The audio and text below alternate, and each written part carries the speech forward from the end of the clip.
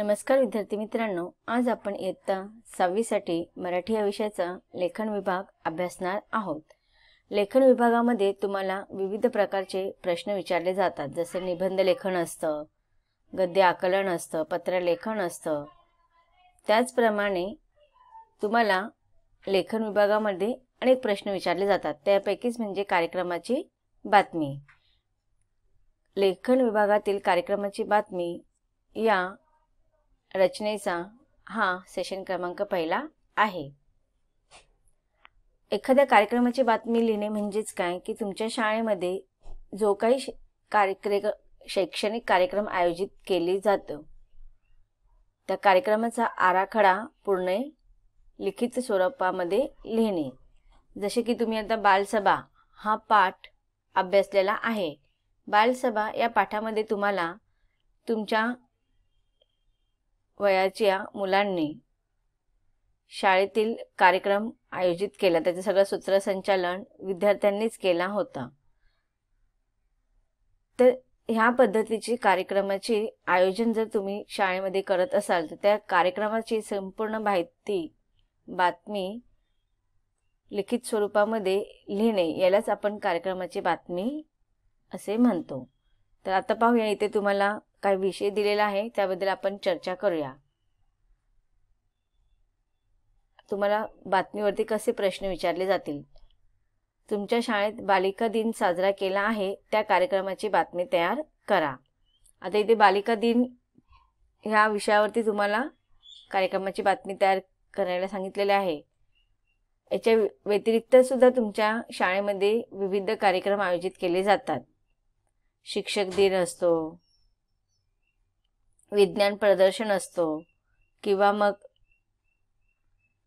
इतर काही शैक्षणिक कार्यक्रम शाळेमध्ये नेहमी घेतले जातात। तर त्या कार्यक्रमाची बातमी तुम्हाला तयार करायला सांगितलेली आहे। तर आता आपण बालिका दिन एक दोन आपण थोडे फॉर्मॅट पाहूया आणि समजून घेऊया। बालिका दिन कधी साजरी केला जातो तर 3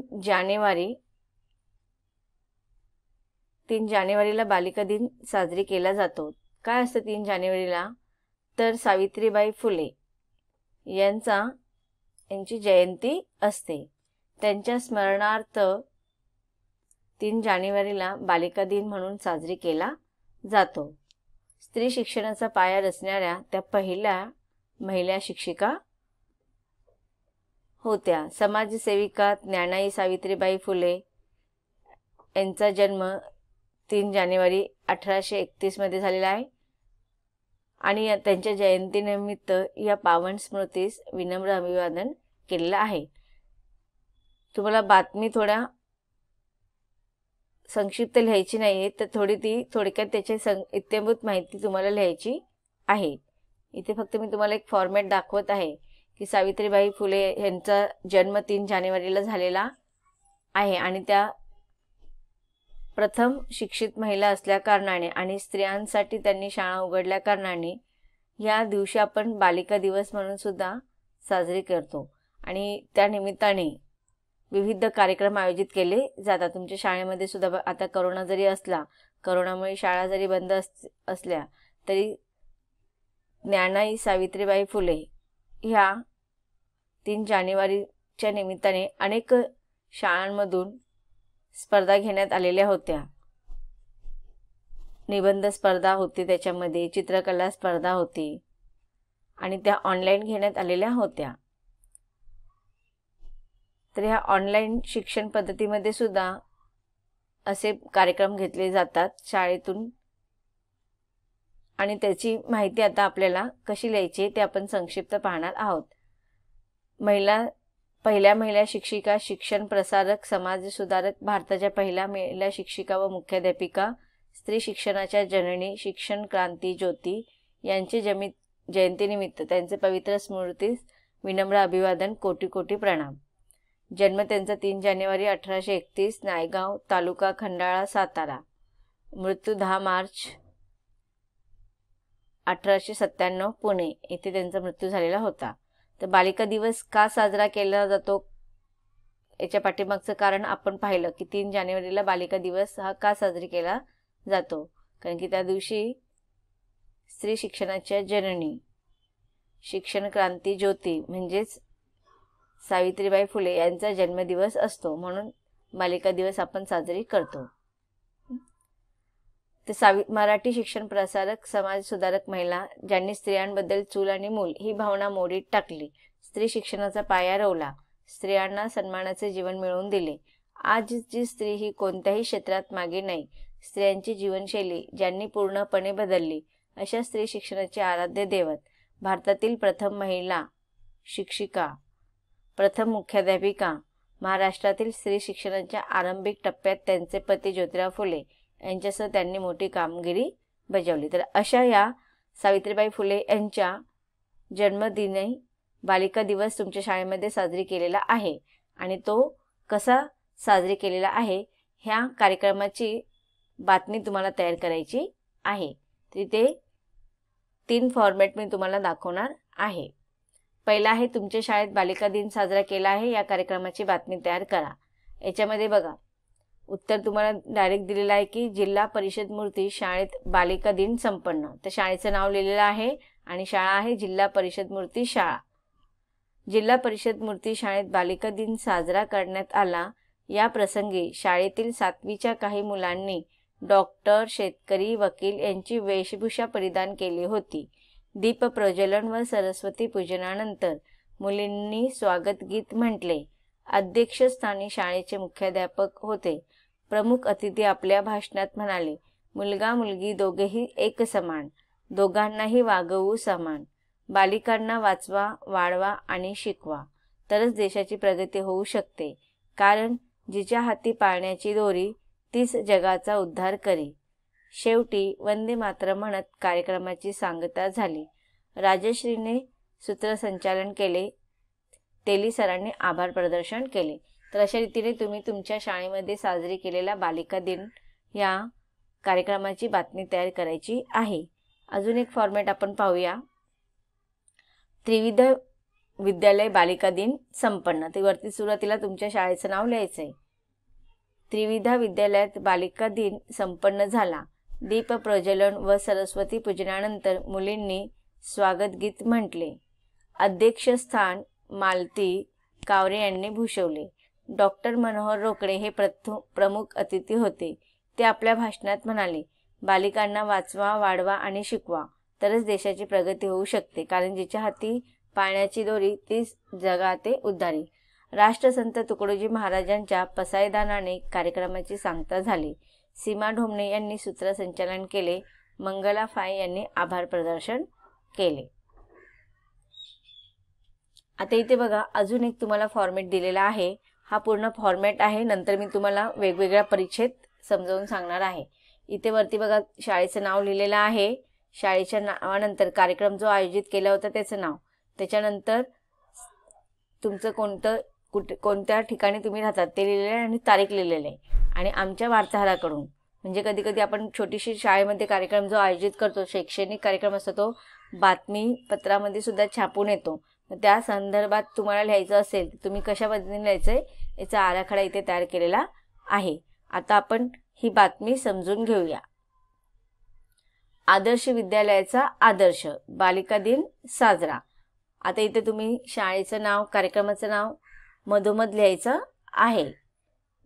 त्यानंतर जनादेश ठाणे 1 जानेवारी 2021. आता इथे 1 जानेवारी लिहिलेलं आहे, पण तुम्ही कार्यक्रम संपल्यानंतर म्हणजे 3 जानेवारीला जर कार्यक्रम संपत असेल, तुमचा संपन्न होत असेल, तर तुम्ही बातमी 4 तारखेला लिहिली तरी चालेल.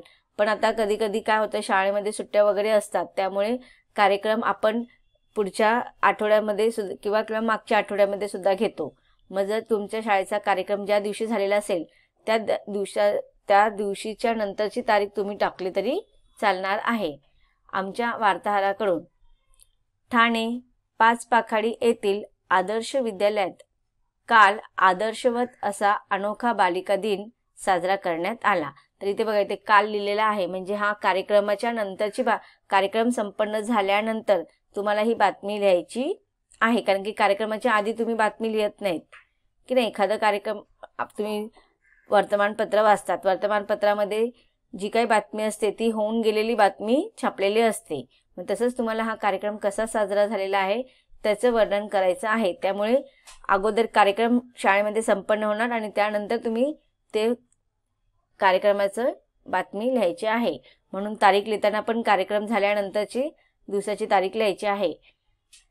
ठाणे पाचपाकडे येथील आदर्श विद्यालयात काल आदर्शवत असा अनोखा बालिका दिन साजरा करण्यात आला. देवी माता असलेल्या स्त्रीचा यथोचित सन्मान करणे व स्त्री शक्तीचा आदर राखणे हा त्यामागचा सदहेतू आहे. हा पहिला पॅरेग्राफ झालेला आहे. आता दुसरा परिच्छेद तुम्ही लिहायचा आहे. दुसरा परिच्छेद तुम्ही पॅरेग्राफ करून लिहायचा आहे. आदर्श विद्यालयाच्या सभागृहात सकाळी 10 वाजता जनादेशाचे प्रमुख संपादक श्री कैलास महापती यांच्या शुभ हस्ते 5वीतील पंचकन्यांचा शाल, श्रीफळ व स्मृतिचिन्ह देऊन आदर सत्कार करण्यात आला. यावेळी अध्यक्षस्थानी शाळेच्या मुख्याध्यापिका मिथिला देशपांडे बाई या होत्या.